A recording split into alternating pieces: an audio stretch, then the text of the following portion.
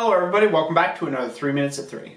Today's video is going to be on the topic of only spend what you make.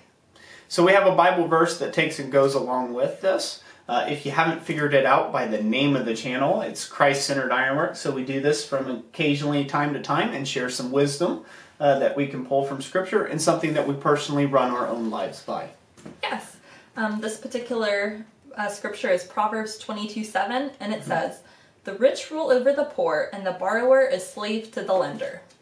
And, and that can be so true, and that is so true no matter, I guess, what faith you may be. Those are just good, wise words. Because ultimately, as long as you owe somebody something, the money that's sitting in your pocket isn't technically yours because you still owe these people something. So how do we apply this to business?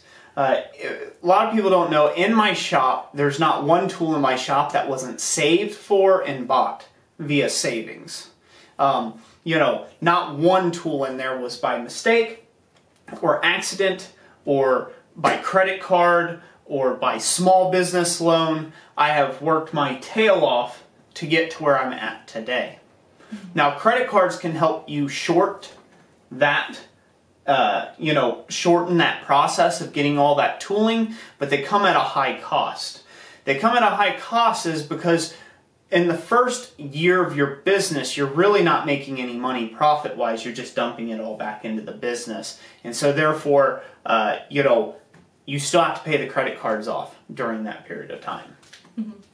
Yeah, and we did a video on this called Starting Small, and it's, starting with what you have and just building up little bit by little bit.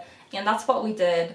Fortunately, before Roy turned to doing this as a full-time occupation, he was a blacksmith prior to that, and he had the ability to start building some tools, but not nearly everything that he has currently. Yeah, not until we actually started taking it seriously as a business did I ever really start building real functional and foundational tooling for the shop. I was cheap just like every other blacksmith on the face of this earth.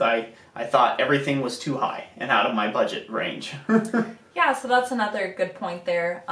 When you're buying tooling, especially if you're saving up for it, you want to buy good, high-quality tools so that they can last you well into the future and not just buy something half-price that will get you by just for the next 2 months. Yep. And, and that'll take you, that will take you longer in the future. Of course, it takes longer to save for, but it's totally worth it to be completely debt-free in your business if you can. So we hope you all enjoy this video. Yep. And we appreciate you watching.